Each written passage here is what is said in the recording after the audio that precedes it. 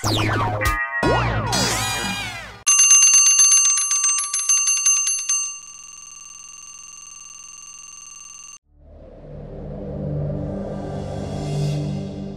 রোজ রোজ ফল মিষ্টান্ন খেয়ে খেয়ে অরুচি হয়ে গেছে। শুনেছি গোকুলে নন্দরাজের বাড়ির ননি খুবই সুস্বাদু। আজ আমি ওই ননি খেতে চাই। আপনি যত শীঘ্র সম্ভব আমার জন্য ননি নিয়ে আসার ব্যবস্থা করুন। ধৈর্য ধরো দেবী, আর কিছুক্ষণের মধ্যেই গোকুলধামে ভক্তগণ আমাদের পুজো শুরু করবেন। তখন না হয় দুজনে সেখানে গিয়ে ননি ভক্ষণ করে আসব। পুজোর এখনো অনেক দেরি, আমি ততক্ষণ কি না খেয়ে বসে থাকবো প্রভু? আপনি আমার এই ছোট্ট অনুরোধটুকুও রাখবেন না? স্বয়ং পার্বতী কোনো ইচ্ছা প্রকাশ করলে এই বিশ্ব সংসারে কার সাধ্য যে তা পূরণ না করে? আমি এখনই যাচ্ছি দেবী।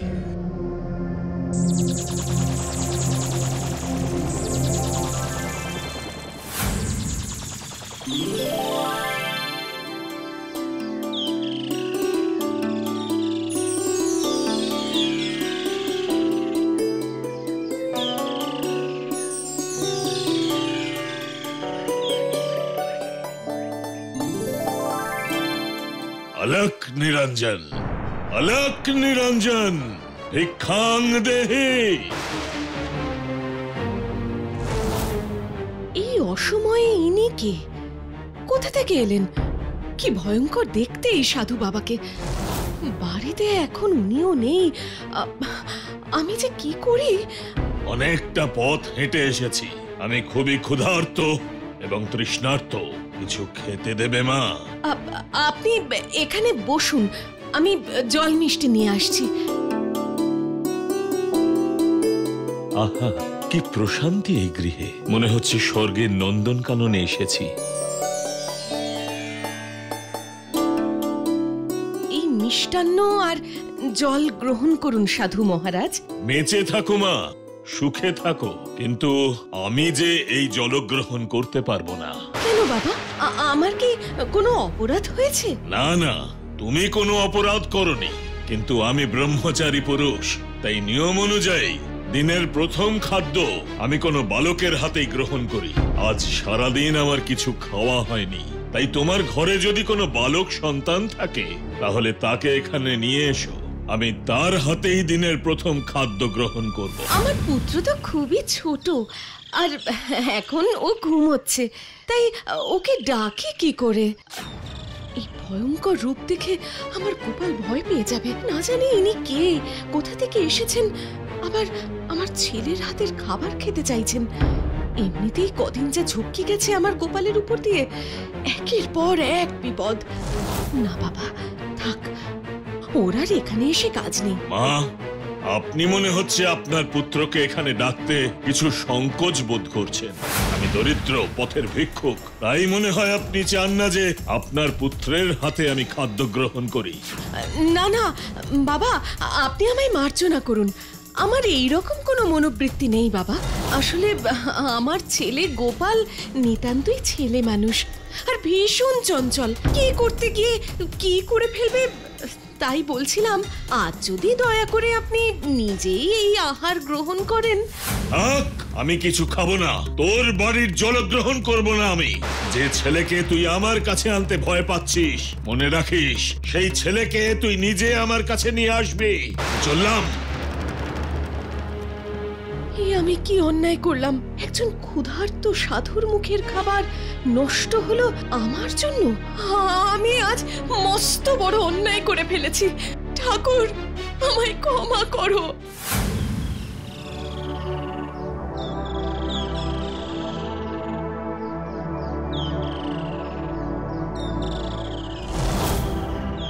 কি হলো যশোদা, সকাল সকাল বিষণ্ণ মুখে বসে আছো কেন?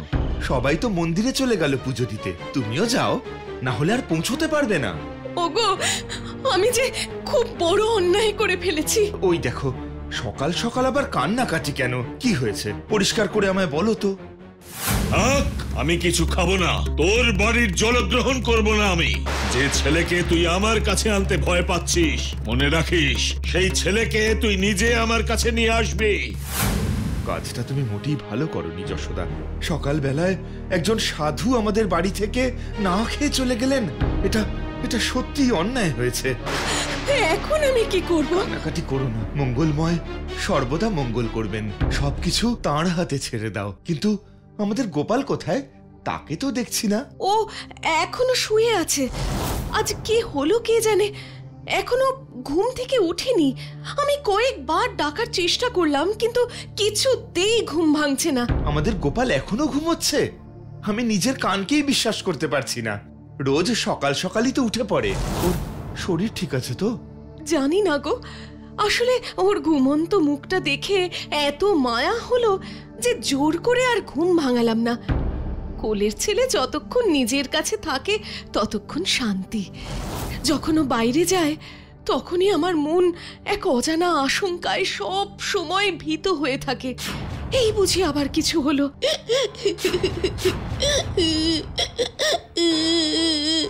আমাদের গোপালের গলা না? হ্যাঁ তাই তো, ওই বোধহয় ও উঠেছে। যাই দেখি।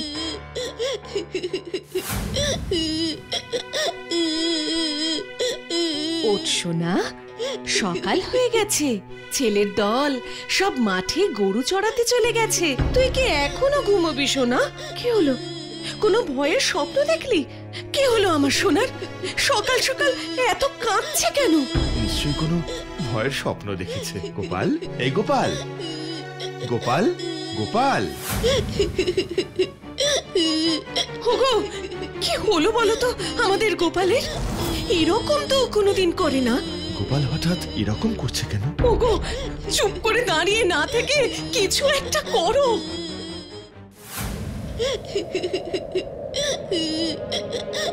এই শুনতে পাচ্ছ?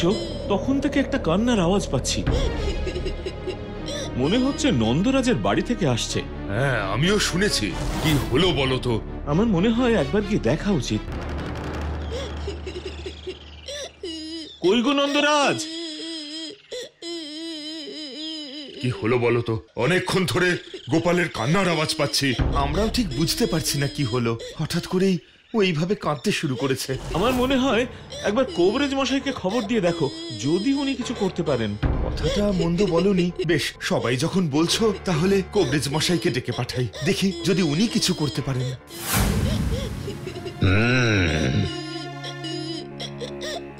না, কিছুই তো পাচ্ছি না। দেহে তেমন কোনো রোগ লক্ষণ দেখতে পেলাম না। তবে যে কোনো কারণেই হোক আমাদের গোপাল বেশ উত্তেজিত মনে হলো। আমি এই জড়িবুটির দুটো গুলি দিয়ে গেলাম, ও ঘুম থেকে উঠলে খাইয়ে দেবেন।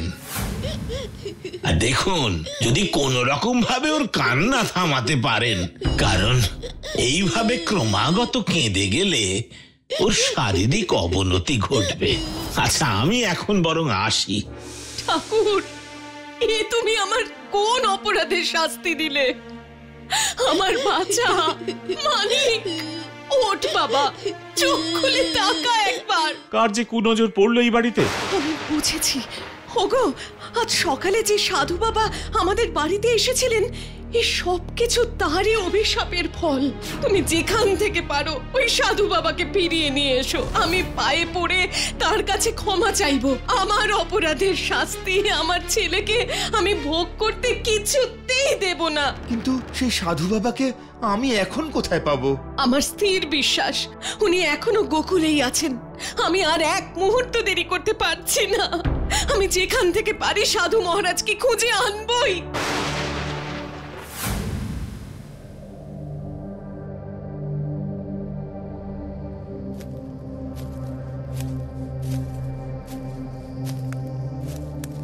ওই ওই সাধু মহারাজ বসে আছেন। আমায় ক্ষমা করে দিন বাবা, আমায় ক্ষমা করে দিন। আমি অন্যায় করেছি, আমায় মার্জনা করুন। আপনি আমাদের ক্ষমা করে দিন বাবা। দয়া করে আমাদের গৃহে আপনার পায়ের ধুলো দিন। আমার ছেলেকে আশীর্বাদ করুন। আমি তোমাদের জন্যই অপেক্ষা করছিলাম। জানতাম তোমরা এখানে আসবে।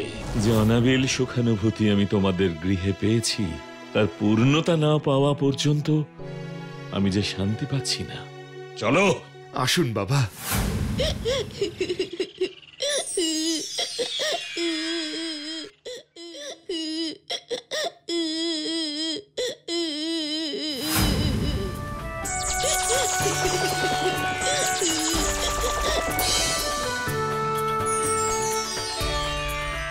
আপনারা পরম সৌভাগ্যবান যে এরকম একজন দেব শিশু আপনাদের মাঝখানে রয়েছে। আপনাদের কোনো ভয় নেই, কোনো ভয় নেই।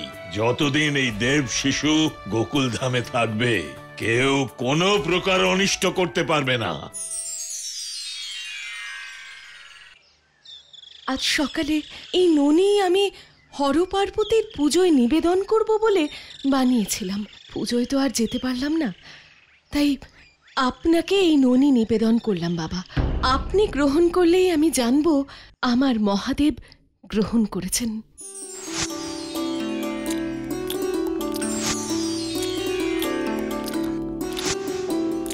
বাহ, অপূর্ব। মনে হলো স্বর্গের অমৃত পান করলাম। বেঁচে থাকো মা, সুখে থাকো। আপনার ভালো লেগেছে বাবা? আজ আমার এই ননি তৈরি সার্থক। আপনি আরেকটু সঙ্গে করে নিয়ে যান বাবা, পরে খেয়ে নেবেন। পার্বতী, তোমার মনস্কামনা পূর্ণ হলো। আমি আসছি তোমার জন্য ননি নিয়ে।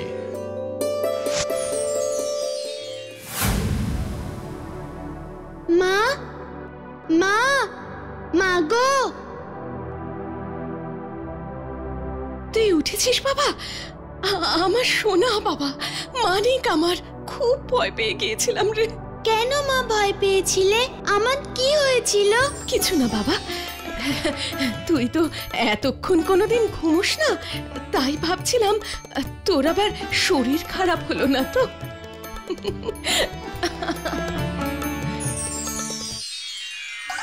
এমন সব গল্প দেখতে হলে এক্ষুনি সাবস্ক্রাইব করুন toys TV Bangla. Bell icon click করতে ভুলবেন না কিন্তু। আর অবশ্যই বেশি বেশি করে শেয়ার করুন টয়েস টিভি বাংলা।